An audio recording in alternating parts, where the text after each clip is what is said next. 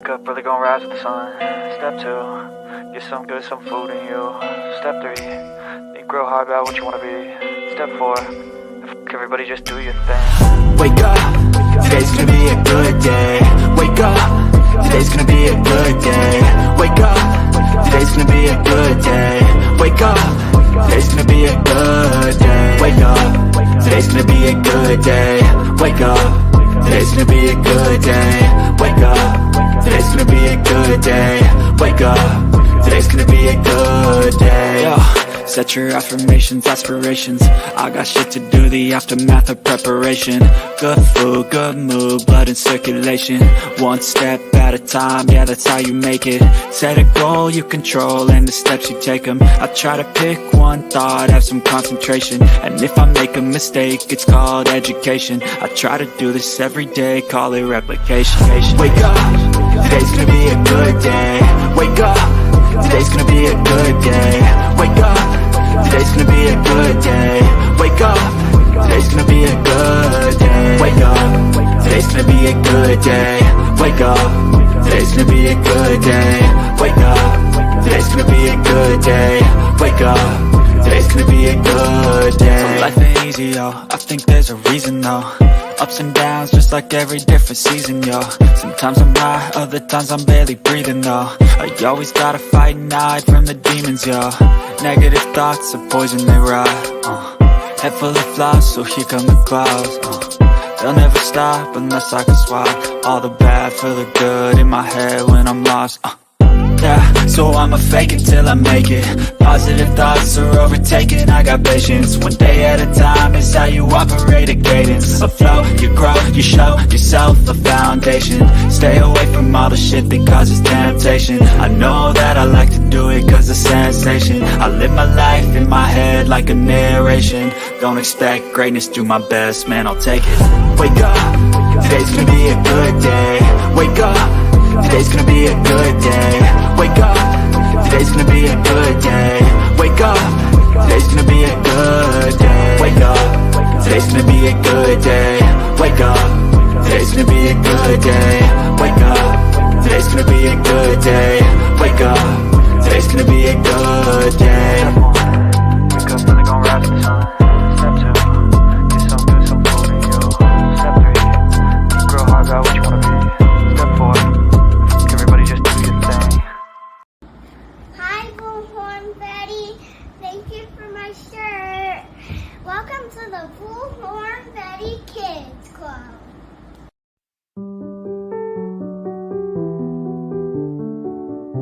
Tom, it's just a tough subject. A recent study by Brown University showed that nearly 450 children are killed each year by their parents. My daughters were picked up on a Friday by their father to spend the weekend, and that night he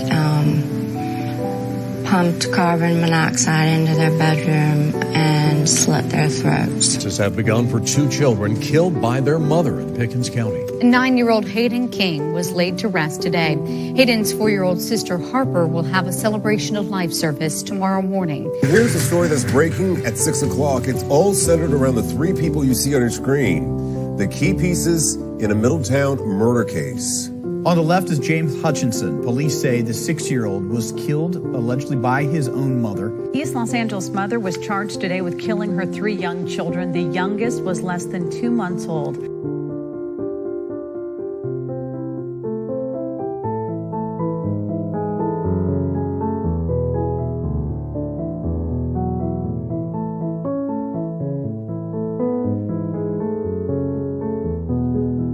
At 6 with breaking news. Good evening to you, friends. Greg Merriweather along with Elizabeth Val. Our top story today, that precious little 2-year-old right now. 2 people are facing charges accused of murdering little Nevaeh Allen. Investigators found the 2-year-old dead in Mississippi after several days of searching. One of those blamed in her death, the girl's mother, Lanaya Cardwell.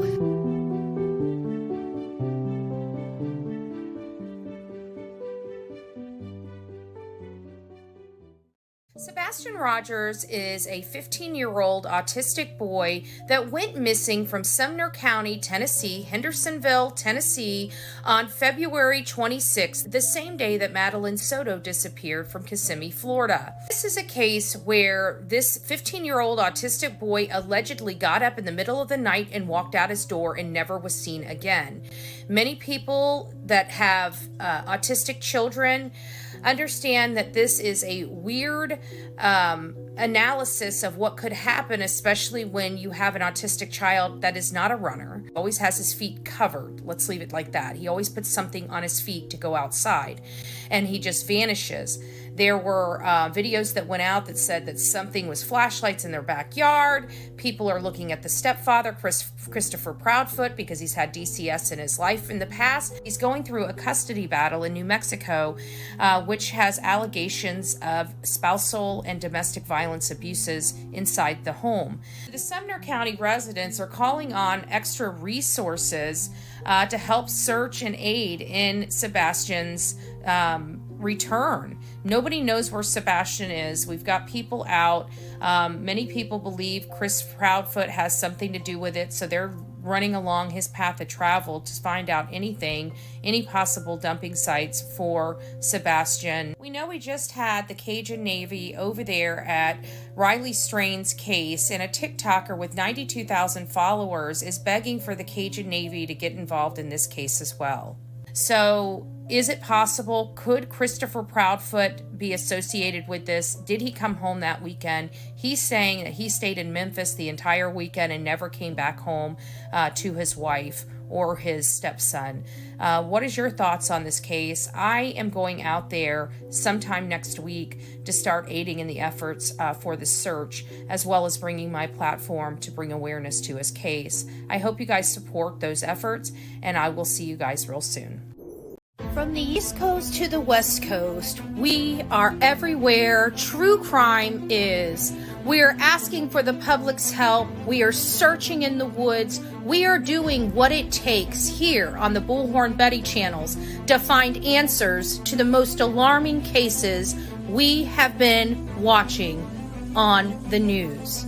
I can tell you personally that I have traveled this entire country seeking these answers and bringing that content right here to you here on the Bullhorn Betty channels and Bullhorn Betty Crime Stories.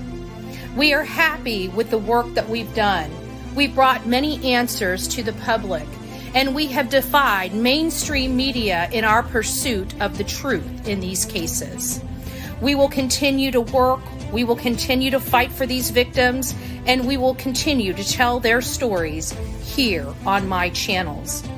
Welcome to the Bullhorn Betty brand of channels and the Coffee Club. Thank you for your love.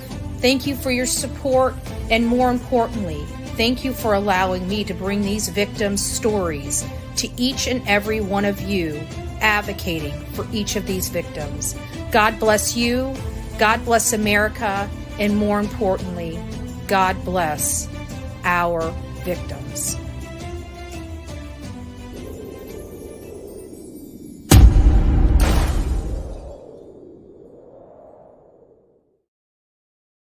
Well, good morning, my beautiful people of YouTube and X. It's nice to see you. I am back in the office. It's TGIF. It feels great today. We've got a lot to cover related to the Sebastian Rogers case today. There's obviously a TBI meeting. There was a couple interviews Seth provided. There was a Fox News interview that Katie and Chris has again provided prior to the TBI meeting. So there are some things going on, but what do you think? Like, when I heard this yesterday, I was, I do my research all day long, so I'm constantly checking for new articles, new information, things like that. And then all of a sudden I see this thing come up saying that TBI met with the bio parents, implying Chris Proudfoot wasn't there. Then we start hearing some news come out, and it sounded like he was there. Well, last night or this morning or whenever it happened, I have no earthly idea. Dolly Vision had an interview with Seth Rogers, and Seth basically implied that him and Katie were there. Chris was not present for that interview. So what is going on here? And when I was listening to it, there was another interview. Let me find out where it is. Hold on a second. There was another interview provided from Fox Nashville, but I saw it in a title, and it said basically that, and maybe it might have been a Twitter post with this in it, and it basically said, "Father reveals that TBI believes Sebastian is alive." What? He's alive? So I tune in, and I'm watching this video. And I'm looking at this man talk. And I'm like, that's not what he said. That's not what he said at all. We're good about reading between the lines and reading expressions on people's face. And more importantly, can see when somebody's holding a whole bunch of stuff back. God bless Seth Rogers. I just want to say that right now. God bless Seth Rogers. Seth Rogers, my heart bleeds for this man. My heart bleeds for this man. I have been having issues getting out there, period. No ifs, ands, or buts about it. Everybody knows that I wanted to go to Riley's train. Everybody knows I want to be here. It looks like it's going to be another 3 to 5 days before I can go out. Everybody knows I've got a court hearing. So I'm trying to balance going out to Tennessee to help this case while preparing for a major court hearing, which, you know what? I'm up for the task, right? That's the whole purpose of being part of the Bullhorn Betty team, is the fact that we never give up and we do things that are very difficult at times. And so, I have had to pray over this, what is the best situation for me in whether to get out here or not. And so I've been praying over it. And I think it just really decides on when my car gets back to me. If I get back Monday, it looks like I'm going to be able to go out there and start aiding in searches. I don't know where the United Cajun Navy is searching, but they're still right in the same place setting up. And the places I've identified are not there. So I don't know what they're doing. I really don't. I don't know what areas they've identified. I can't, because of everything going on, I'm not going to dog because it's affecting Seth. But I can't work with the United Cajun Navy. I'm not going to. I will not have any photos with them. I will not support their organization in the least bit. But I support Seth. And because I support Seth, that's why I came on here and told people, no matter how we feel about the United Cajun Navy, we need to get bodies out there. We did find, and I know a lot of my other people here on social media pretty much had the same thing. We're not supporting the United Cajun Navy, but at the same sense, we need to have bodies out there searching. So it sounds like they're getting some more organization together with the United Cajun Navy. I think that they really did not know what they were doing. I think the pressure from social media for them to do better has got them a little bit more organized. But again, a far stretch from what we thought we were getting, right? A far stretch from what we thought we were getting. This team needed to be trained, period. They're not really qualified for this level of organization, in my opinion. It is what it is. They are a nonprofit, but they are not the original Cajun Navy. The story that they gave on Nancy Grace was a false story. It was somebody else's story. And so for those reasons, and those reasons alone, I'm not going to support that organization at all. With that being said, Seth still needs help, and it's not about this organization. It's about Sebastian. It's about supporting a family that needs the support of social media. That's what it's about. It's about coming together for the greater good. And I think that is what social media can do best, right? I mean, we are all here fighting. We all have infighting. We all have out fighting. We all have public fighting. We all have behind the scenes fighting. We all have embarrassing moments. We're all imperfect, right? But the one thing I think social media does is when push comes to shove, we put that in many cases, for the people out there doing this work, we put that on the back burner for the greater good. And so this is one of those things where it's the greater good, but because I'm asking people to go help this organization, I'm going to constantly put that disclaimer on it. And it's because, again, I have my own reputation, right? And one of my reputations is not dealing with people that take advantage of situations. And that's what I feel had happened here. I feel that the only reason why we're getting the work that we're getting out of them right now is because of the public pressure, because they were exposed. That's truly why. And so I digress with the situation. Those are hypotheticals. Those are my opinions. That doesn't mean it's fact. I don't know where these people come from. I don't know what's in their heart. I don't know what their purpose is. I just pray to God that they're there to help and to help Seth. One of the reasons why I'm not identifying the areas in and around that location is because we know that law enforcement has penetrated that area with drones, helicopters, dogs, a horseback, everything. So in that 5 mile radius, I mean, yeah, you can look here and there for little spots that you think that might be promising. But for the most part, in my mind, it's been saturated. It's been thoroughly searched. It's been overly searched. And so it's telling me that that's not the best or the greatest area to search. And I'm not about doing busy work. I'm about doing real work. And I feel like researching the same areas that have already been searched is busy work, not actual work. But either way, we're not here for that. I would like people that are in the area to get out there and help search. Today's Friday. It's Good Friday. If you're off work, maybe give back. You know, it is the Easter holiday, right? Maybe find something deep inside of you and go out there and donate an hour or two, for the Easter weekend in honor of Easter. We can always do something. We can always do our part. All right. So there's my kind of introduction. Okay. That's just kind of where we're at with this. Now, TBI. What in the world is going on? So many of you know Sebastian Rogers disappeared February 26th. He hasn't been seen again.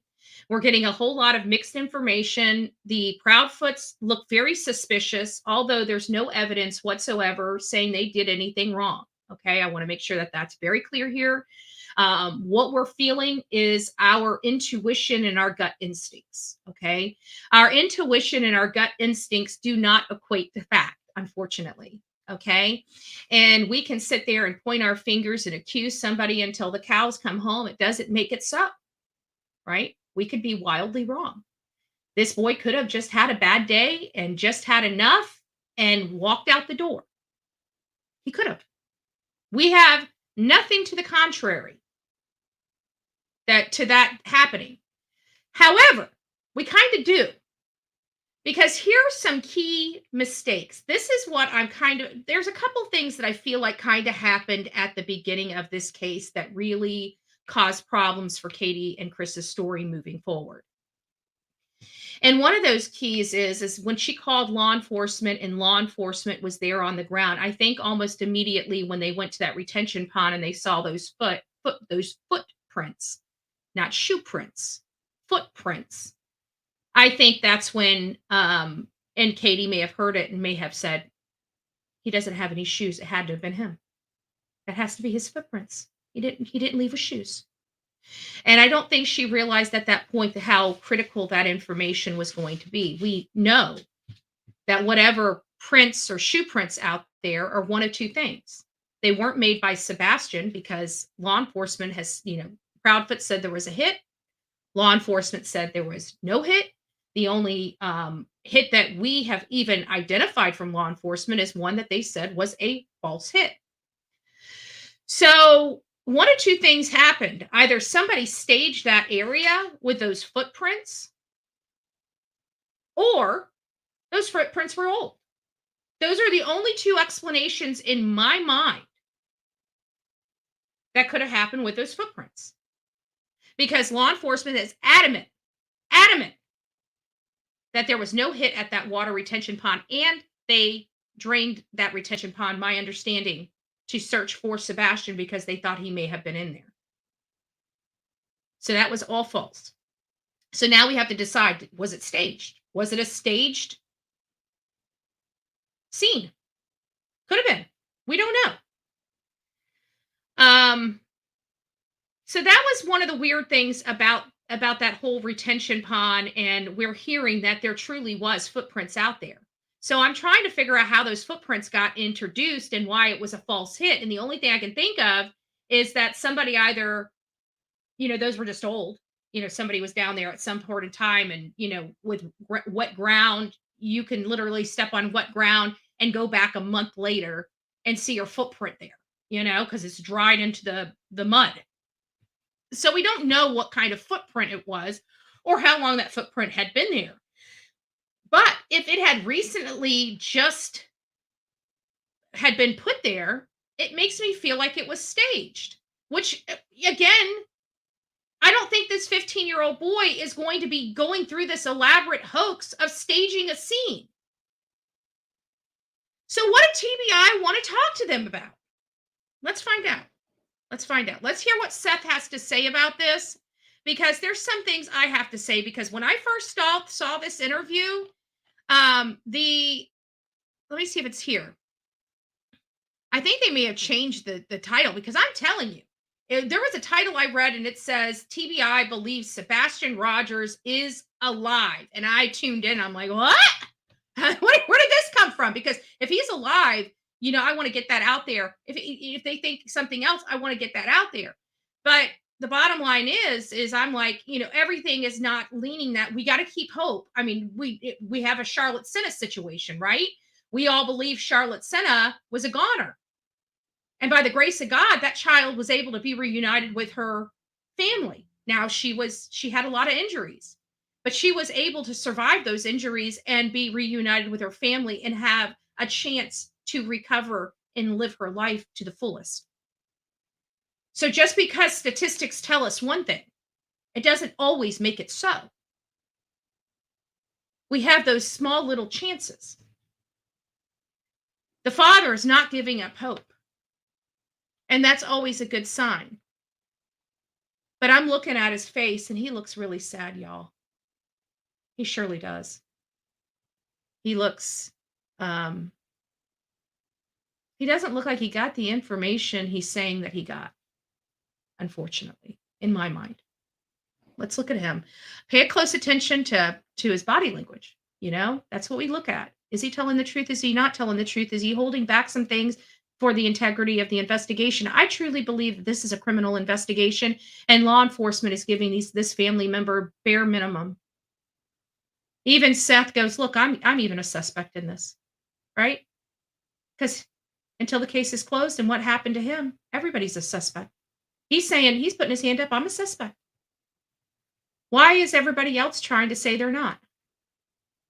Even Seth is saying, I am. Raising a hand, yeah, I'm a suspect too. So why is everybody else having a problem saying that? We don't know what happened to my son. Everybody's a suspect. He owned it. That doesn't sound like a man that's trying to hide something. It's me, Jen. It's nice to see you this beautiful morning. Angela, second thesis. Mike Stevens up in the house. Mama Llama, our beautiful Mama Shell Bell. I haven't seen you in here for a little minute. Maybe I missed you. Our beautiful original Beaner, Steffers. Good morning, my coffee beans. Susiana, November Rain. It's nice to see you. Oh, our beautiful Steffers already starting this morning. Oh, that's so sweet. Tammy, it's nice to see you. Good morning. Our beautiful Sonia's in the house. And Audrey, good morning. It's nice to see you as well. I haven't been eating or drinking milk here in a little minute because it always makes me cough. And I'm still coughing. It drives me nuts. I love milk, though. It's hard. We got our hugs dealer in the house. I need a hug. We ain't got drugs. We got the hugs dealer. If you need a hug, please hit up the dealer of love. It is nice to see you all. Tammy's up in the house. Good morning. Good morning. Anybody else that Pickle Bar, it's nice to see you. Good morning. Anybody else that I have glossed over? I kind of took a little too long on my intro, so I do apologize about that. And we're just now going to get into this interview, but I just want you guys to pay attention to it, because I'm telling you, when I listened to this interview, I literally stopped it and went back to the title, and it said something different than it says this morning. That's all I know. And I'm like, that's not what this man said. That's definitely not what this man said. He's saying if And I'm like, it just doesn't sound good to me, guys. I'm sorry. It just doesn't. It doesn't sound like whatever meeting they had with TBI was very promising. That's all I'm saying. I don't know what happened. I wasn't there. I wasn't even the fly on the wall, right? So I don't know. I just know that what he's saying happened. His body language is holding a lot back. That's all I know. I don't know much, but I trust that. So let's get started. Here we go. This is Seth Rogers. This is the biological father of Sebastian Rogers. He has been out there day and night looking for his son, and he hasn't stopped. People are looking at him as if he was there. Look, guys, he was literally at work at a from my understanding, a correctional facility. He didn't even get off work until 7 o'clock in the morning. So, as far as this man being a possibility, you're wrong. Like the man had cameras on him all night long. That is my understanding, because he even says, I was just getting off work. I had to wait, and as soon as I got off work, I went straight over there to the house. He was walking out of work in the morning. That means he had the night crew. He was there overnight. So if he was there overnight, you explain to me how the heck he had any time to go over there and get his son. This man is probably the most innocent out of everybody involved, because he's not only clocked into work, he not only has cameras, he's not only in a jail already. So we have to, look at that. But let's listen to what Seth said happened at the TBI. You'll hear him. There's something, he says some things under his breath, like, you're right. You would think that, you can hear him say some stuff. And I think this man is a side-eyeing Chris Proudfoot. I'm sorry. I think this father side-eyed in Chris Proudfoot like what? That's what I truly believe. He's side-eyeing Chris Proudfoot. I'm sorry. I believe this is a smart man. He works with criminals. I think he can look at that man and tell when that man's giving him a bunch of crap blown up his butt. I truly believe it. You know why? Because he works with a bunch of people that are professional, smoke up the butt blowers. It's called our criminal population. Since your son went missing, how are you feeling today? Same as I was yesterday. Just continuing the search, continue looking. I'm not going to give up. Nobody can make me give up. See, nobody can make me give up. Why are we hearing this from this boy's mother, the woman that literally spit him out? We're getting none of this from his mother. This is only coming from his father. That man is standing there by himself. Yet there's 3 parents in this household with this kid. But why is he always standing there by himself? That's what I would like to know. And where have you been searching? Where do you think he is? I've been searching everywhere. I mean, anything out of that 5-mile radius that the initial search did, they covered. See, 5-mile radius. That's why I said, we got to look outside of that 5-mile radius, because that 5-mile radius was thoroughly searched by multiple people, and they were thoroughly searched over and over again. So they went with people, then they went with the horses, then they went with the dogs, so they did multiple searches over that 5-mile radius.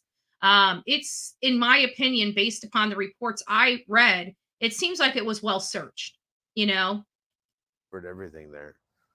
But there's stuff elsewhere. I mean, we got a lot of territory to cover. And it being over a month, he could be anywhere currently. So I'm searching everywhere. You, Katie, and Chris had a meeting with TBI today. Did you find... See, she keeps saying you, Katie, you, Chris, and Katie. Chris wasn't there. If we're going to go over to Dolly's interview in a second, and you'll hear him allude, well, I know me and Katie were there. So it implies that Chris Proudfoot did not attend this meeting. I don't know if he was requested. I have no idea. Find out any new information. Okay, here's the new information he's saying. Now, first thing you notice is he scratches his hand. I get it. But I want you guys now to watch him. He's got glasses on, so you can't see his eyes, but you can definitely see the forehead. So just pay attention to how he is. Oh, good morning, Phoenix Rising. It's nice to see you, my love. Just pay attention to the way he's acting, because I feel like he's holding a lot back in this interview. This is the first time I felt like he was holding. Like, we're going to go look at Dolly's interview, and you're going to see how much more relaxed he is than he is here.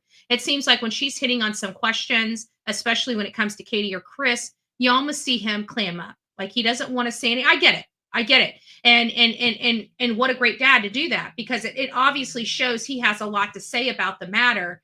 He's just letting this process work as it's going to work, right? So let's listen to what he has to say. Not that I can discuss. Any progression that might show hope in this search? Oh, I always have hope. He has hope, but that wasn't the question. That wasn't the question. Can't take that away from me. And how confident are you that Sebastian is alive, and what do you think he's doing right now? Pretty sure.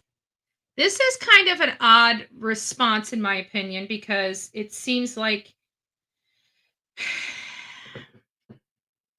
I'll let you guys watch it and then we'll discuss it. He's probably playing video games somewhere. Nobody's letting him, whoever's got him, they're not letting him see the regular news. They're not letting him surf the internet, or else he'd know that I'm looking for him. You notice that? He makes sure that he lets everybody know, but he does it so very delicately and very professionally. He's like, look, he's talking about somebody else, but he's saying, well, whoever does have him is not giving him access to anything. Otherwise he would be reaching out to family. He would know I'm looking for him. It's just, listen to how he says this. This is almost, in my opinion, cryptic in a way of how he's expressing this. So I'm going to go back, and I'm not going to interrupt this. I'm going to move it back just about 5 or 10 seconds. And then we're going to listen. I'm letting him surf the internet, or else he'd know that I'm looking for him, and he'd know that he should actually be trying to get a hold of me. And that keeps me going. Is there a strong reason to believe he may have been abducted? I don't know if he's been abducted or if he's just, over at a friend's house.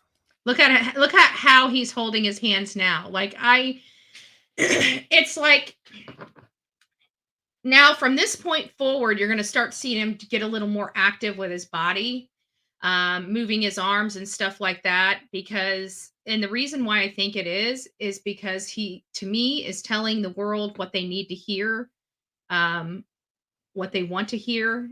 I feel like he's struggling himself, trying to maintain composure as he's spinning this, what, in my opinion, I believe he thinks, not me, but he thinks is bullshit. Just my opinion. Never know. Never know. But I'll know when I find him. He'll know when he finds him what happened to him. So let's go back. I'm just going to go back to the 16th mark, and we're going to just play that without me interrupting. News.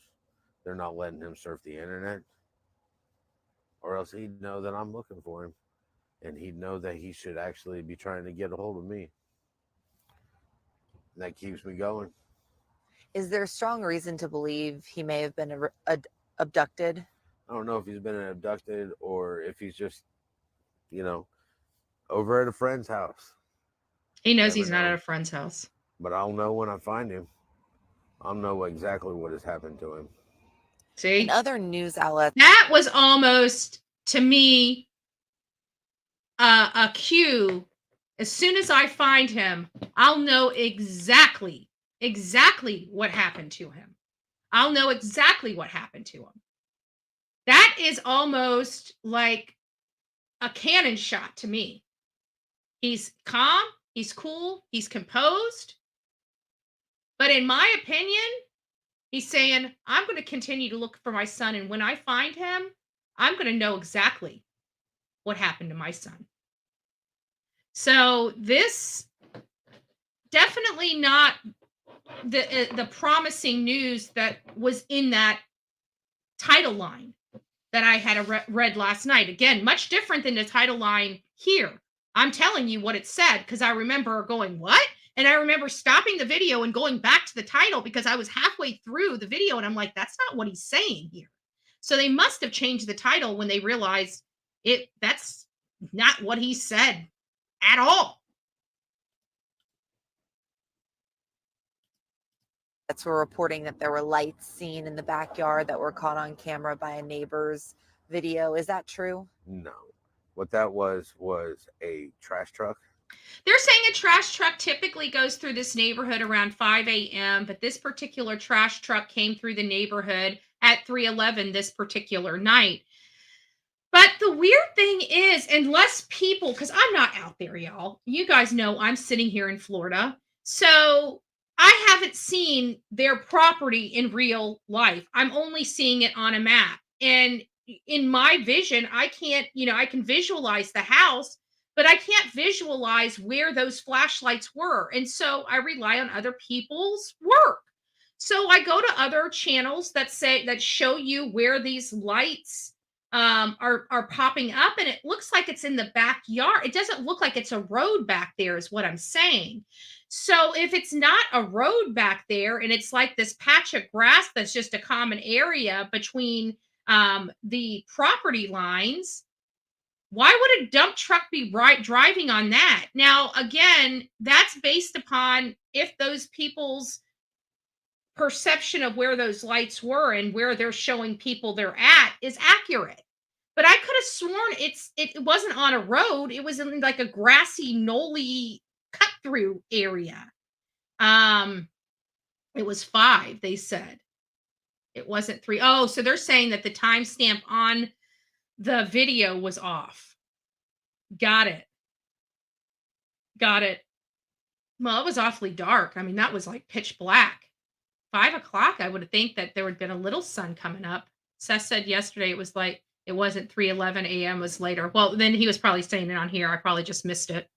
So we'll get back to this video and keep going. But, it was just, but it's still weird. Was it in that grassy knoll area or did people have their location wrong? Because I don't see a dump truck even at 5 a.m.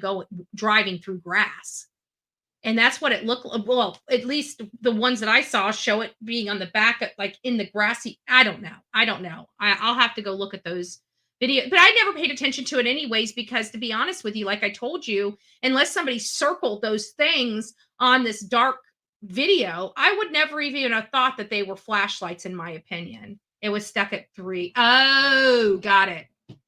Okay, got it. Went through, picked up trash, and when it left, of course, it went faster. It didn't have to stop to pick up trash. That's just false information provided by a particular person. Did the dogs ever pick up a scent for Sebastian? He was throwing some shade over there at Nick Bears. Nick Bears, you're on the chopping block with Seth Rogers. Wow. For my information that I've been given, no. Did they find anything? Oh, let me hear that again. Faster. It didn't have to stop to pick up trash. That's just false information provided by a particular person. I want to hear a question. Did the dogs ever pick up a scent for Sebastian? For my information that I've been given, no. There, right there, that face, that answer. Let me break this down for you guys. Can anybody please, maybe, I'm not, I'm a Jackie of all trades, master of none, right? So, yeah, I may know enough to get me out of trouble, but I'm not an expert in these fields, right? So I might just be a little ignorant, okay? I might just be a little ignorant. I'm okay with that. But I always thought that no matter what part of your body touches something, it leaves scent, oils, DNA. I don't know. I mean, I was just, now granted, we're just in the true crime and we know very little about forensic evidence or anything like that. So, we might be wildly off base here. So my assumption would be, call me crazy, many people do, that a kid walking out of a house barefoot is leaving a scent. Why? Because he's barefoot. Skin cells are falling off every step you take. You're leaving your because you're putting skin, raw skin, on a surface. So, can anybody explain to me if a kid walks out of the house without any shoes on, why we have no scent walking out of that house. He had no shoes on. That means bare skin against hard surface, which is a smorgasbord of scents for dogs. It's rain. Somebody said that it was rain. It dropped cold. Yeah, and I could understand that, because we talked about scent and we know that our environmental changes do affect the scent of the dog. We learned that in Summer Wells. I'll find the video. We'll go over it again about the scent dogs and the stuff related to the training and all that other stuff. You're right. But no scent? I mean, we've seen dogs take scents and go in wildly wrong directions. But they're saying there's no scent at all. Not that the scent was drifted, not that the scent, just no scent at all. Does he sleep with socks on? Great question, Lori. I don't know. Like, I would have expected with the rain and the weather and everything, it to move the scent. Okay. Like, I would think that's what we learned when we were studying Summer Wells, that the scent drifts with the wind, with the rain. But I don't know. But see, I'm not an expert. So it's plausible, right? Maybe the rain extinguished the scent altogether. But I find that odd because if I recall correctly, now maybe I'm wrong about this too. I could have sworn it rained near and around when Summer disappeared too, but I can't remember. I may just be making that up. Maybe wishful thinking. But they were able to find scents for her days later. Let's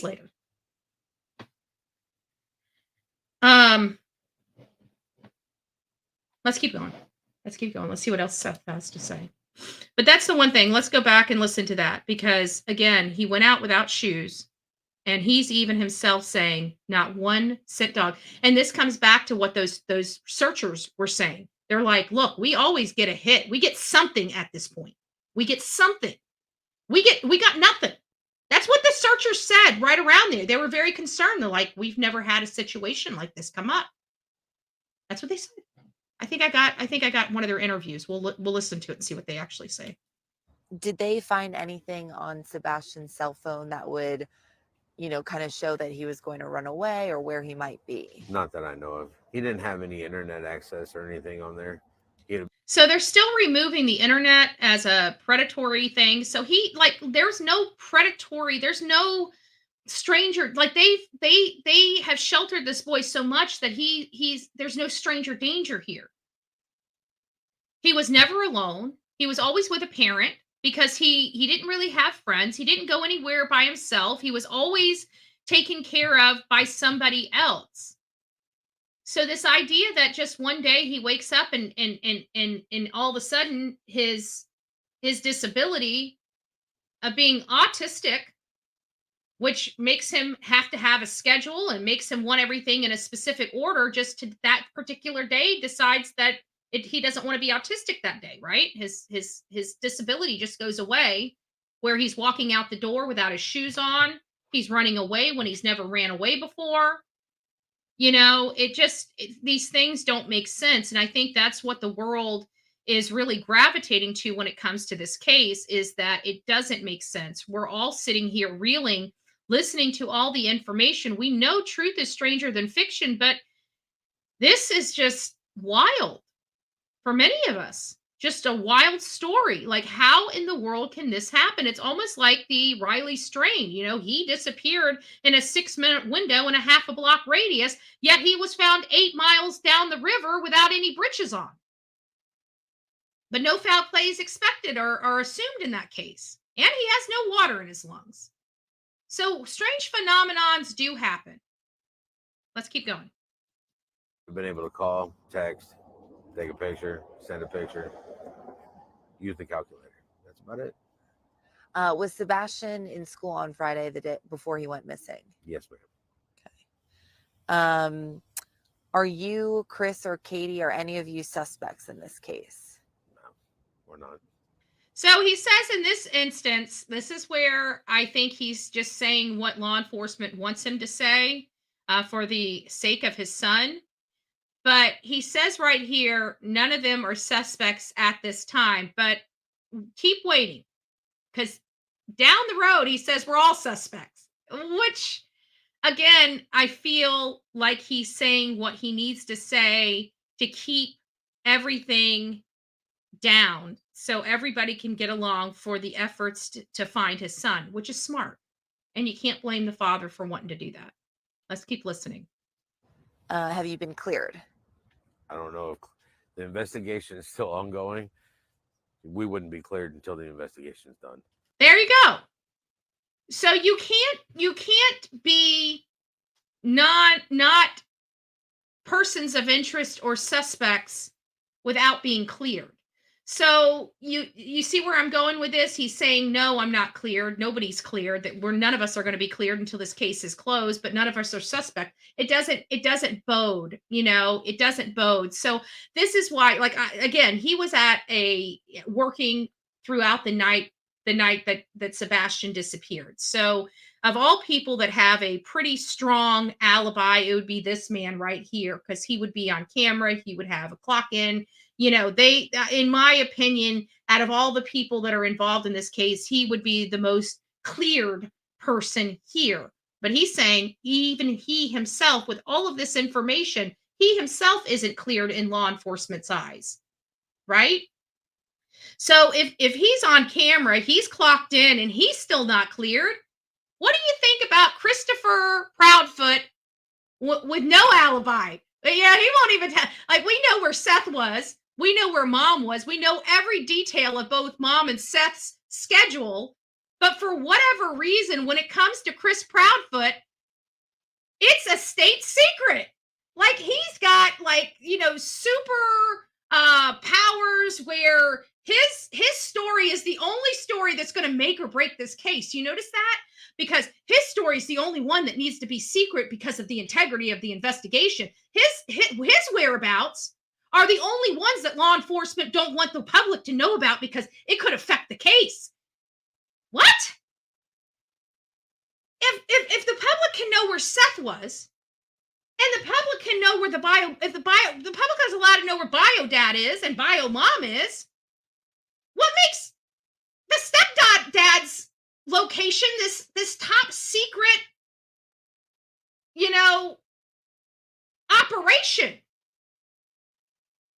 I'm scratching my head here thinking, why is Chris so top secret? What's going on? Is it somebody after Chris? Can somebody answer that for me? Why can we know everybody else's schedule, but whatever reason, when it comes to Chris Proudfoot, it's a fucking state secret? Excuse my language, but I need effect here.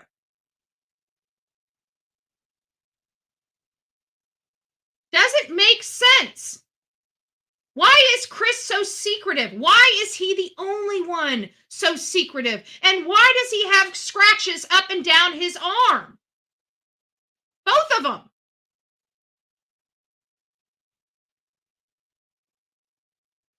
Doesn't make sense. If Chris was far away like Seth was, and Seth has no problem telling people where he was during the time his son disappeared, why can't Chris do that?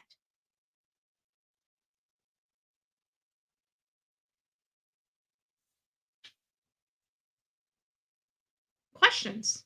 We've got questions. I wonder if we're ever going to get the answers to them. But currently, from my understanding, they don't have any information that would attach us to any wrongdoing. That's the real issue right there. Let's listen to what Seth just said. They're not cleared, okay? They're not persons of interest. This is the reality of it. Listen to his words when it comes to them. Listen. We wouldn't be cleared until the investigation's done. But currently, from my understanding, they don't have any information that would attach us They don't have any information that would attach us. You know what he's saying? They don't have any evidence yet. It doesn't mean things didn't happen. And I truly believe this man thinks that something happened. And you're going to hear that because as they go through this interview, he kind of alludes to that. Let's listen. To any wrongdoing. CPS has gone to Katie's house before. You didn't know about that until this investigation. How does that make you feel? That somebody somewhere dropped the ball because I was never informed. And can you imagine finding out that your child is missing? The stepfather has scratches on him. The stepfather is the only one that has this top secret timeline that law enforcement doesn't want anybody knowing about. And then we find out that you've had discussions about discipline with the other side of the family, and they had agreed to no corporal punishment, and you find out that CPS was involved with your son and his stepfather because he hit him with a belt, corporal punishment, what you guys agreed would never happen. And then you're finding out about this when your son is missing. These things, singularly, they would probably mean nothing, right? Singularly, each and every one of these little crazy details, like Chris' top secret timeline and the scratches on his arm and all this other stuff, singularly, they would literally mean nothing by themselves. But when you put all these things together in the way that they happened, I don't know if it's saying the same thing as it would say with them being individual events unrelated to each other. Let's keep listening. I'm the biological father. I have joint physical custody. Somebody dropped the ball and didn't reach out and inform the father, which is me. And I don't understand why the state dropped the ball on that one. And how did you find out about CPS? Podcast. Everything's coming out on podcast. Does that concern you, especially with this case, that they might have done something to cause him to run away? I don't know what that really means, but I just know that I don't have all the information. He doesn't have all the information. He's basically saying that Katie and Chris have not provided him all the information. Why did they check the landfill in Kentucky? Wasn't the house trash said? Jacqueline, everybody has that question, honestly, like why? This is what I'm assuming happened. Okay. This is an assumption on my part. This can't be taken as fact because I don't know if it's true. Okay. If that makes sense. But this is what I'm assuming happened because of the information that I looked at. It sounds like there is, and we all know that there's their community. This is the community the Proudfoots live in. There is a community adjacent to their community that's being built. Okay. And that particular trash, apparently the county has some kind of contract where, certain routes are taken to certain landfills. And so to balance the landfills, just like our water, sometimes you don't know that, but your water is actually supplied by a county or two over because you guys got short water and they've got to buy water from people that have more water. Okay. It's a county thing. Oh, look at who it is. Sepsis. It's nice to see you, my love. It's so nice to see you. I'll get to you in just a second. But the whole landfill situation is I do believe that they had some sort of hit on one of the trash receptacles in that community that is being built. And that particular community is shipped to Kentucky, not their community, this other community. And so that tells me that they must have found something with that dumpster hit that gave them the probable cause to get the search warrant because they went into the Kentucky landfill with a search warrant. It's a little bit more involved than going there and saying, hey, do you mind if we search your trash? Okay, that means they had something. We don't know what that something was. But if they're in the Kentucky landfill, it's telling me that whatever something they had came from that community over, not the Proudfoots community, if that makes sense. Now, again, that's hypothetical. There may be something that we don't know about. Again, this case is being held to law enforcement's chest, but that's my best guess. That's my best guess. But I'm absolutely unsure if that's accurate. I do believe the only truth to Katie's story is the bang when Sebastian was attacked in his bed. In my opinion, he was taken to the vehicle in the garage. Why the mattress or bed when you're missing, your child is missing? Yeah. Why the new mattress in bed? But we don't know where the new mattress in bed it went. We don't know. We don't know. I'd have to assume that Sebastian's original bed was still in the room. That would be awfully sus because Chris Proudfoot says the new bed is in the garage. So yeah, but I'd like a little more information before that's, but it does seem suspicious, especially because it almost reminds us like the Wells, what happened to the couch that was in front of that basement door that had been there for years that just disappeared all of a sudden after Summer Wells disappeared, or the day she disappeared, that mattress was gone. Where did the mattress, or not the mattress, where did the couch go? I'm curious where the couch is. Did he take it to a landfill? Did he dump it off the side of the road? Where's the couch? There's a couch missing from the Summer Wells house.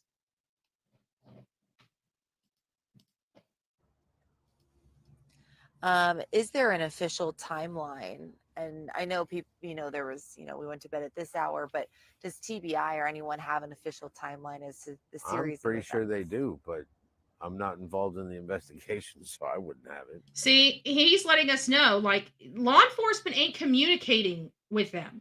Law enforcement's not communicating with the public. They're not communicating with social media. They're not communicating with mainstream media. And they're not communicating with the victim's parent or parents. Have the three of you been in contact every day like you were several weeks ago about this? I was in contact with both Katie and Chris today, but see, he's holding a lot back. You see how he was about to say something and he grabs his mouth. You see that dip? He's holding a lot back that he wants to say. This man has a lot to say. I'm telling you, this man has a lot to say that he is holding back. I've heard he said his phone is open and available. Well, so is mine. This is a father that he don't give it. I can tell you this man right here probably wants to rip that other man's head off. I can tell you that. This man doesn't look like somebody that I'd really want to, just saying. You can leave a voicemail. Like 7 or 8 people have already left me voicemails today. I'm going. Do you think it's odd, the lack of communication? I mean, think about it. Like for me, if I had your kid, let's remove the familial situation out of it. Let me just ask you this. Miss Robin, thank you. God bless you. 5 Bullhorn Betty memberships. If you received your Bullhorn Betty membership this morning, please don't forget to tell Miss Robin thank you. Thank you, love. Thank you for all your love and support. It's so sweet. Thank you. Thank you. But does anybody else think it is a little odd? Because for me, think about it. If we were babysitting a kid, it's not even our family. Okay. It's just a kid we're watching. And say on our watch, that child disappeared and we had nothing to do with it. We were making lunch like we normally do, and the child got out of the house. Okay. I don't know how many people would go run away and not communicate with the person. You see what I'm saying? Like I was the last one to see. So you would think that Katie and Chris would be like informing Seth about every little detail. I mean, their son is missing. Their son went missing on their watch. I would be thinking that they would be keeping him informed of literally every single thing. And so then we're finding out that Katie and Chris have pretty much stopped all communication with Seth. literally all communication. And the only time that he can talk to him is in a situation like this where they're having to meet with TBI. It shouldn't be like that. They've been working together. Like he told Dolly, there's no child support arrangement. They make these arrangements amongst themselves. That tells me that they work together. That they don't need the court system telling them how to handle their family arrangements. That means they're both good on both sides. We got good parents here. We got good parents that don't need a court to tell them to be good parents. So if they've been communicating all these years, these 15 years that this boy has been alive, why, when he disappears, do the Proudfoots just cut off all communication with Seth? This stuff doesn't make sense. And then you couple the fact that Chris has scratches on his arms, has CPS involved in the household for spanking a kid when they had a family plan of no corporal punishment. So again, all of these little things that are leading up to this mean nothing by themselves. But they're not by themselves. They're with this, they're with this, they're with this, and they're with this, leading us to believe something more is going on here and something more happened inside that home. And while we may need to we have to hold out hope because we don't know what happened to Sebastian, and we pray for his safe return. But it's hard to remove all of these glaring defects that are public in this case. It's hard. And my heart bleeds for this man because he wants answers that only those two people have, and they are refusing to tell him. Sad. You know, I get people calling me while I'm on the phone, and it's like, I can't just sit there and answer the phone for everybody. If I did that, I probably wouldn't be able to get out of my house. There's been a lot of criticism over this investigation. I'm sure you've received criticism as well as the Proudfoots. How does that make you feel in a time where you're just see how his arms start moving? Like I said, he starts getting a little more active with his arms. That's uncomfortable. He's holding a lot back, guys. I'm telling you, he's holding a lot back. I don't know what he's holding back. I'm not in his brain. I'm just telling you, I can tell this man is holding a mess back. That's what I can tell you. People are being, well, that goes back to those keyboard warriors I talked about on the first interview that you and I had. They're still at it. They'll never stop. Keyboard warriors. Are people attacking Seth?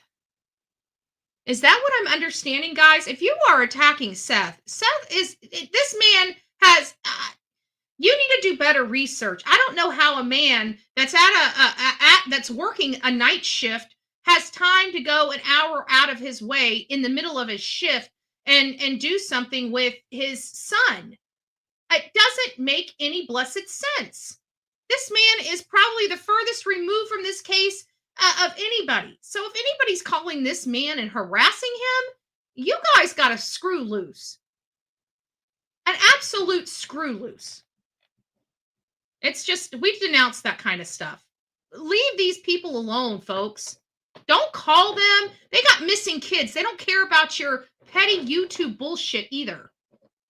In this world. And then there's people who are go-getters. Yes, there are. My feet, they're on the ground. They're never going to leave the ground. I'm going to find my son. His feet are on the ground. His feet are on the ground. I think that was a call to Katie and Chris Proudfoot. His feet are on the ground. They've been on the ground. He's working to try to find answers. Where is Chris and Katie? I have been asking this for a solid month. Where are they? Because outside of interviews, I see them doing squat to find their son. Squat. All they want to do is pony themselves up in front of media to make them have the appearance that they're doing something when they're doing squat to help. Squat.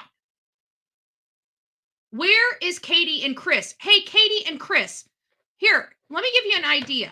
Let's not worry about work, right? We have a missing child that's been missing for a month. I'm sorry. The last thing I'm worried about is finances. Take everything from me. Take it all. Give me my son back. That's what you should be saying. That's what all of you should be saying. Why don't you guys learn from Seth? Be a Seth. Be a Seth. Chris, Katie, be a Seth.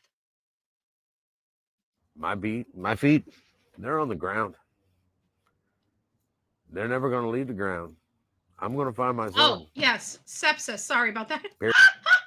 Thank you, guys. I just realized that Sepsis. Thank you. Thank you. Sepsis just gifted 5 Bullhorn Betty memberships. If you received your Bullhorn Betty membership, please, please, please don't forget to tell them. Thank you. Thank you, Miss Robin. Thank you, Sepsis. I love you guys. God bless you. Period. And plans, today on moving forward, any more resources being used on this investigation, or anything you have to say about that? The United Cajun Navy is currently sitting down there right now at 90 Volunteer Drive in Hendersonville. 10:30. That's when volunteers need to show up. 10:30. Show up, have your ID, sign the paperwork, and they send people out in teams. When you show up, there ain't no. And I want to say something for the record for everybody that's in here. This whole driver's license thing. I don't care, what organization that you go with. I find it, derelict in their duty by not getting a driver's license. When you're out here and you're organizing a event, a search party like this, and you are expecting to have many people show up, you have to take precautions. And one of those precautions is making sure that everybody's accounted for. And if God forbid something happens, they need to be able to tell law enforcement. Okay. When you have 50 people out there, you can't tell them the person's name. You can't tell them. All you have is a sheet of paper with names on it. So if somebody doesn't come back, if somebody gets injured, or God forbid somebody falls and something more serious happens, you need to be able to tell law enforcement immediately who it is so they can get a hold of the people. It is a security thing. It's not an information, we need your information thing. If it's an uncomfortable situation for you to turn your driver's license over, then don't go to those searches. Because I tell you, when I'm organizing, when we're just getting together and we only have, a small group of people, I'm not worried about it. I usually know who everybody is. If something happens, I know them by name. I know how to contact their family. You know what I'm saying? When it's a small group, but that's not what's going on out there. They're asking for all volunteers to come in, and they're sending them out in groups. You have to be able to make sure people are coming back and making sure nobody's injured. And God forbid, if something does happen, you need to be able to notify law enforcement who it is and get them the information. You can't do that if you don't have it. So anybody that's out there that is complaining about this whole driver's license thing, don't. Because I'm telling you, when we organize stuff like this in a big, like I said, not a small group like we usually do. When I go out there searching with just Olivia and stuff, we may have some of our personal friends or some help from our channel out there. That's something totally different.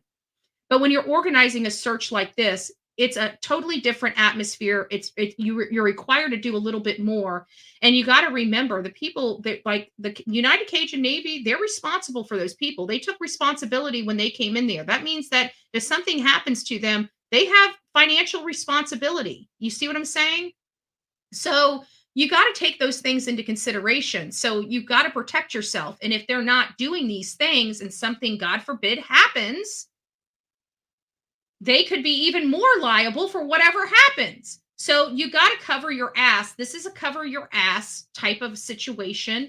And sorry, if you have a problem handing over your driver's license, don't be part of an organized search effort. Because let me tell you, every search effort at a magnitude of this, it is a requirement. It's not something from you guys know how I feel about the United Cajun Navy. They're not getting any good stuff from me. But they're doing a good cause right now. They're the only ones out there doing it. They ran a lot of people off, but they're the only ones out there doing it, and they need help. And it's not their help. I'm not asking you to go out there and help the United Cajun Navy. I'm asking my people to go out there and help Seth. and to go out there and help Sebastian. That's what I'm asking my audience to do. Because I know that we're adults over here and we can put our petty bullshit aside for the sake of a better cause. That's what I know. I know my people are like that. So if my people are like that and you're hearing this and you're in the Tennessee area, go out and help. Period. If you have the ability to help, help. That's our motto here, right? If you don't have the ability to help, support the people that do. Nobody there except for a couple people. That's because they've already sent teams out. They're just going to keep sending teams out until we find my son. Have there been a lot of volunteers coming out to help find Sebastian? Today there was, and I want to thank everybody who did come out. We're seeing an increase, and we're going to continue to see an increase. Good, good. And people need to be going out there. Again, if you have the ability, it's not about the United Cajun Navy. Okay. I want to make that very clear.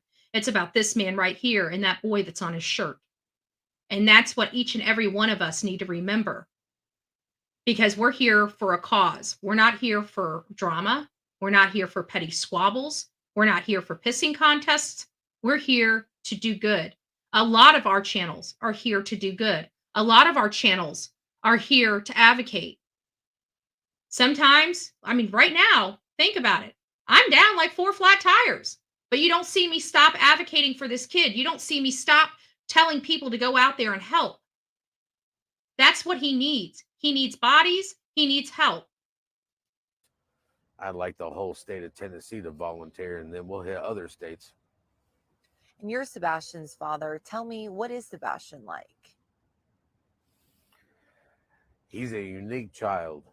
All right.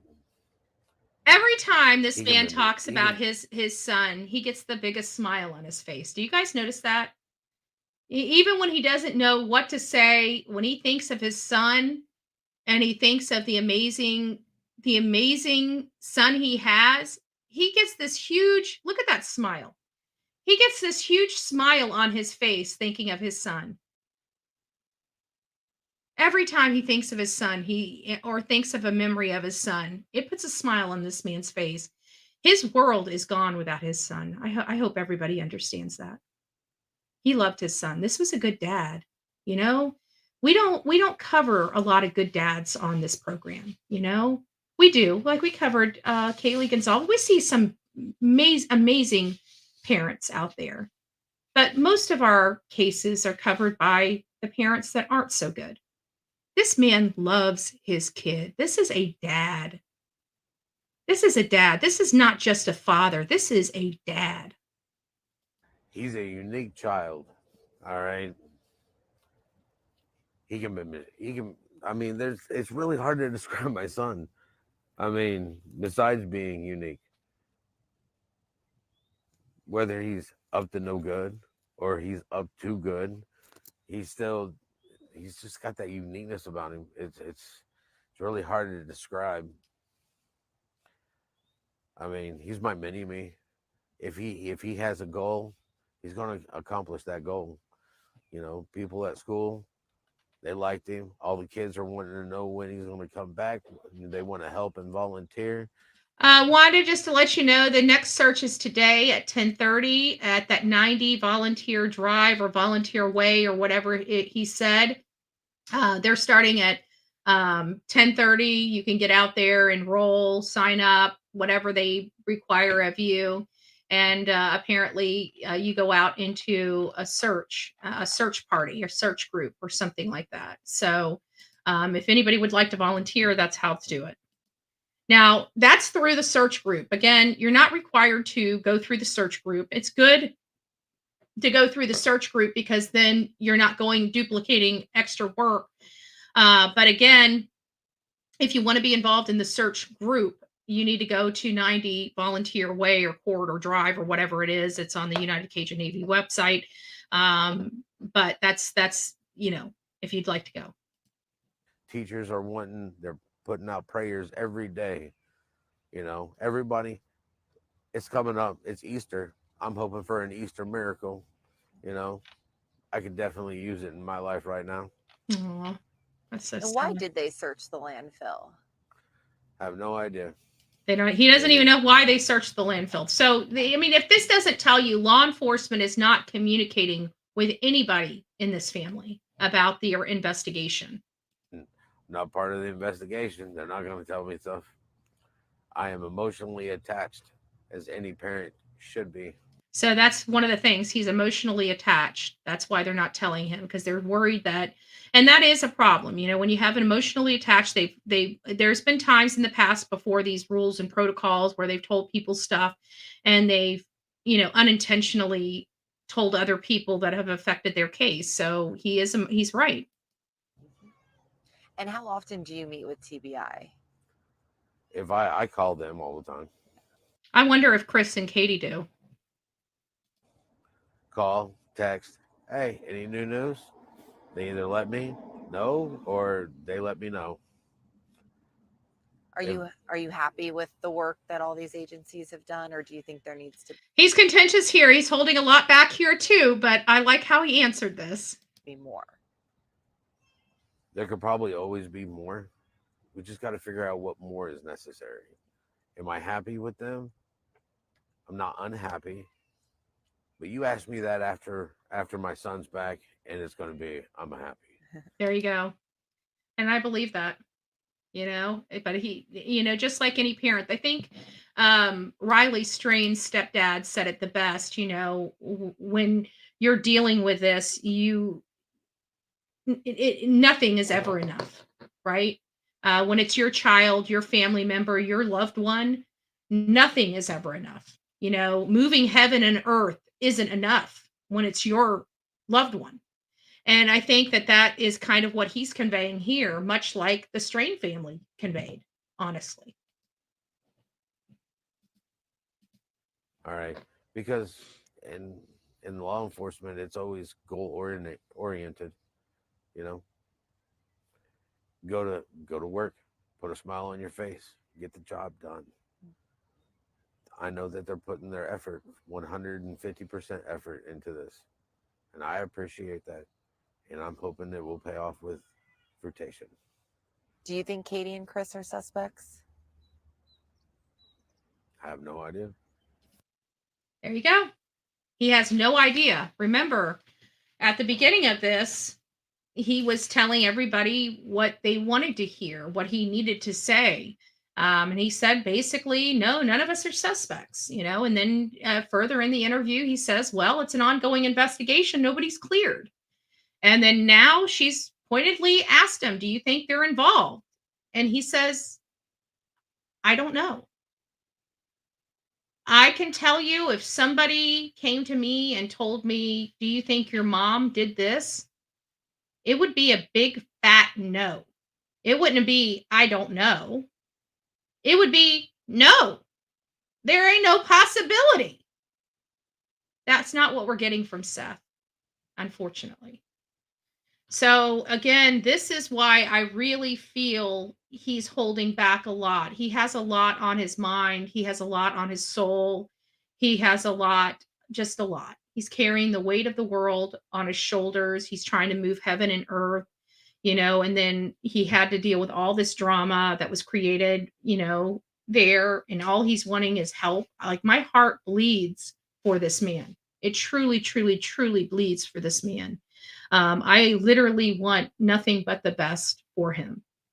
So getting back to what we as a channel can do to help. Well, again, jammed up. So as soon as I know when I'm actually getting my vehicle back is going to decide when we go to Tennessee. I think at this point, we just need to wait until I get the vehicle back. I don't know when it's happening. It could be 3 days. I could get it Monday. I could get it on Friday. They don't know. That's the problem. And it's a mechanic, it's not the mechanic's fault. It's not my fault. It's just parts, things happen. It's delayed. So that's where we're kind of at. Like, I've got Justin on TikTok, he while I was doing my live on TikTok, he comes in and I need to be there. I need to be there. I'm down like 4 flat tires. I don't know what else to say. As soon as I get know what my destiny is, right? Once I know, then we can plan. But I was supposed to get the car back Friday, Wednesday, Thursday, I get a call that things ain't working out the way they need to be working out. And it's just, it is what it is. So again, I feel like if I was supposed to be there, God would make a way. God's not making a way. There's a reason why I'm here. I've got to trust that. I've got to trust that. We all have to trust that no matter how we feel about the situation. I want to be there. There's no doubt in my mind that I want to be there. I've got a good idea of where I've been studying these maps. Like I've got places I really, really, really want to search, and they're not in this area. And it doesn't seem like anybody's getting out of this area. And it's starting to wear on me a little bit.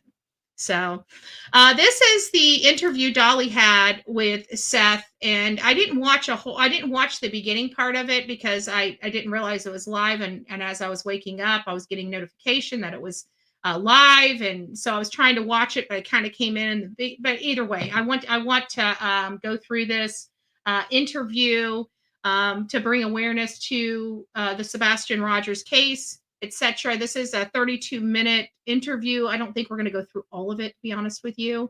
But we will go through some of it. And I think I'm going to start kind of in, let me see, right there, maybe. Makes them seem a little suspect. Okay. I ain't saying they, and stuff is, when I hear you say today that they don't think they're a suspect, some of the behavior is strange, like the whole going out of town thing. I think that was a little strange. Look at his face. Because I'd be like you. Look at his face. That man's not stupid. Okay, I'm sorry. Seth, look at what Dolly's saying, and he literally turned that camera to side eye. I want you guys to watch this. I'm not going to interrupt. I just want you guys to watch this. Listen to this. When he played on his Switch, he didn't play online with people. He played single player games. Okay. So I'm just wondering how somebody maybe have access to get to your son. If I heard you say today that the TBI don't think you're a suspect, they don't think Chris is a suspect, they don't think Katie's a suspect. So there has to be some. If they're not, like the internet's saying, if Katie and Chris don't got nothing to do with this, then there's another answer to what's going on. Look at that. He's just, or there'd be another answer. There'd be another answer. No. That man, I want to take a poll in here. I just want ones and twos. And we're going to get inside Seth's mind, okay? We're not Seth's mind, but we're going to try. Based upon everything you've seen from Seth so far, not just here on this channel, just other interviews. I know you guys are all extremely plugged into this case, okay? So let me ask you, how many of you, by shows of ones and twos, don't plug in yet until I ask the question and tell you what 1 and 2 is, okay? Calm down. Lord have mercy, y'all. No, I'm just joking. How many of you guys believe Seth thinks there's something suspect that went on in that house the night his son disappeared? 1, that you believe Chris or Seth thinks something happened and the parents are involved. And 2, Seth doesn't think the parents are involved. How many people believe that they think Seth? Wow, that was quick. So you guys think Seth is believes that there's something not right, something stinks to high heaven. Okay, I see a 2 up there. So thank you for being honest. So the majority. So I guess I would venture to say the majority of my audience here on this show, we've got about 500 across our platforms, about 573 between all 3 channels right now. So for the small, we have under 600 people in here right now, and the majority of those 600 people that are here believe that Seth thinks the Proudfoots had something to do with it. Now, granted, we're not Seth, we're getting inside Seth's head. This is not what Seth really believes. You know, we don't know what the man believes. I was just curious what people think, because to me, when I see him side-eyeing and you know, making sure people see that, I don't think he intentionally did that. I think he's just like, seriously, you know, I think it was natural for the conversation he was having, because he doesn't have a camera sticking in his face. He's got his guard down, because it's almost like talking to your friend because you're on the phone, and you have a propensity to make those natural motions and reactions when your levels brought down a little bit, your comfort levels brought down. And Dolly has a way of doing that, you know, because he's super chill. And he has a way of just talking to people and humanizing. Like I think what makes people gravitate to Dolly is he's easily humanized. You know, they see him like a goof. You know, he's kind of he's fun, you know, goofy, but not like goofy, like stupid goofy, like goofy in a fun way. Like he makes you laugh. He kind of breaks down your barriers. He brings you into a comfortable level, you know. And he's professional when he does this stuff. So, and then he's a father, so he has that connection with Seth about being, you know, a father. So I just think he has a way of bringing stuff down and making people comfortable on his show. And that really is when you start getting all those natural reactions and natural expressions on people's face, in my opinion. Now, again, totally could be wrong. That's just my opinion. Now, do you think would your son know the area? Would he be easily lost? Does he get confused? If you stay all the time in your house and you're only going from your house to the bus stop, and then you know how to get to where you're going to school, and the rest of the time you're in a vehicle. So he's already basically telling us this kid does not leave the sight of the parents.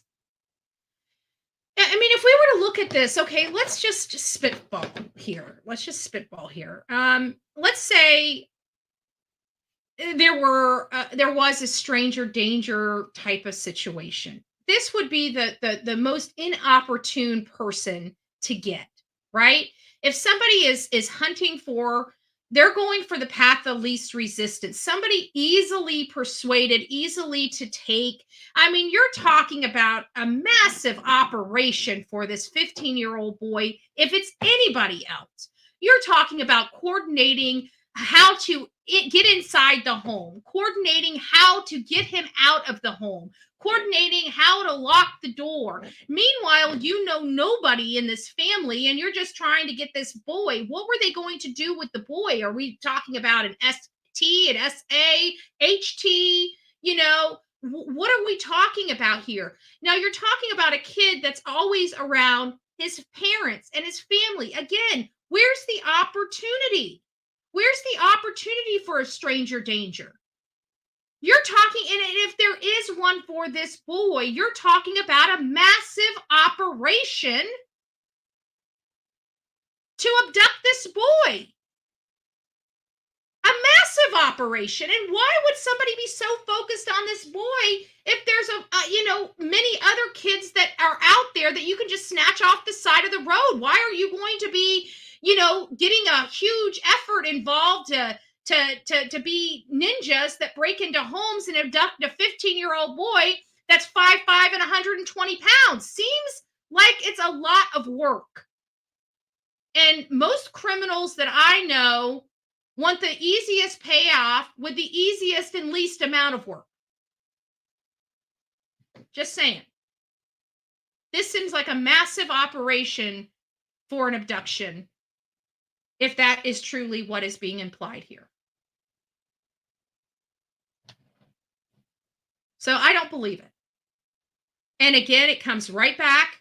Every single thing leads right back to that house and leads right back to Chris and Katie. Everything.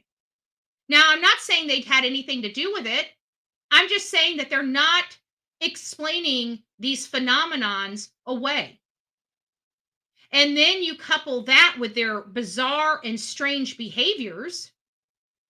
And it's leading many of us to say, we watch this all the time. You're not giving us smoke and mirrors because we're used to smoke and mirrors. We have fans here, right? We're getting that smoke moved right along.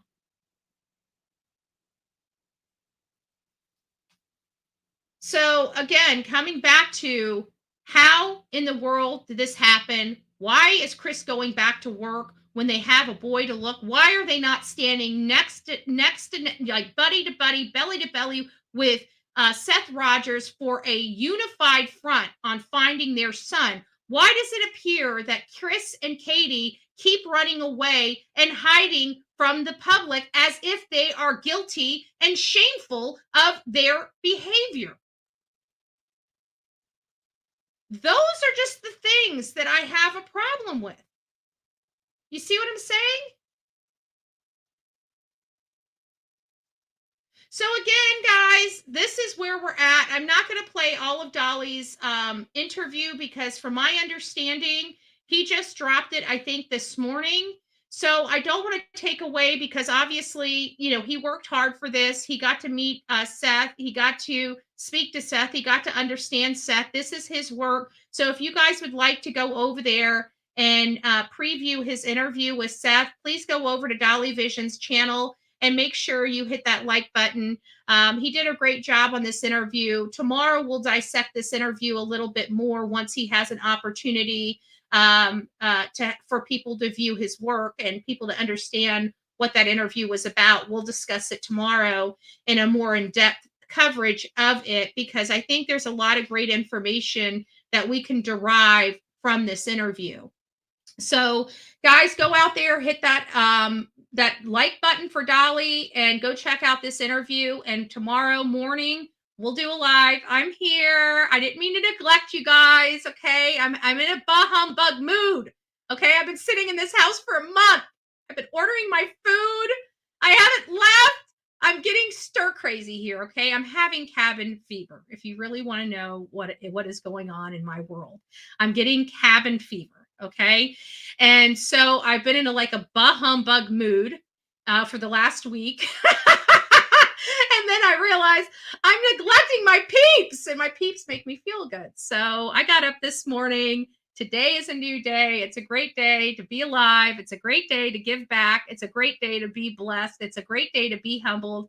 And it's a great day not to take life for granted. It is Good Friday. It is Good Friday. So I want everybody to have an amazing weekend. I want to tell everybody happy Easter, but I'll tell you guys that again tomorrow. We will not be doing a live here on Sunday unless there's breaking news. I want everybody to enjoy their family, enjoy the meaning of this Easter this year. And if you guys are so moved, in honor of Easter, in honor of Sebastian, you know what I'm going to say.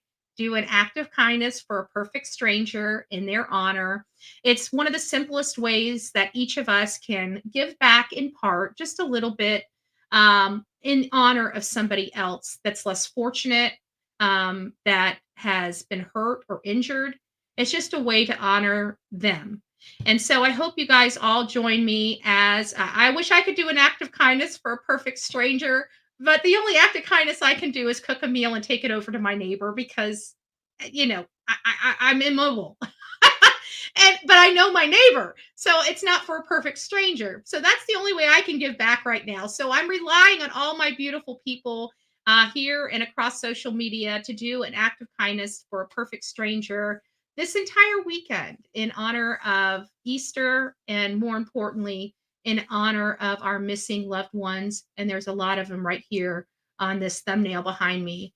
A lot of missing people that need to be brought home. And I hope that, the work that we do finds answers to some of them. It's what we can do. It's the way we can give back. It's how we can help.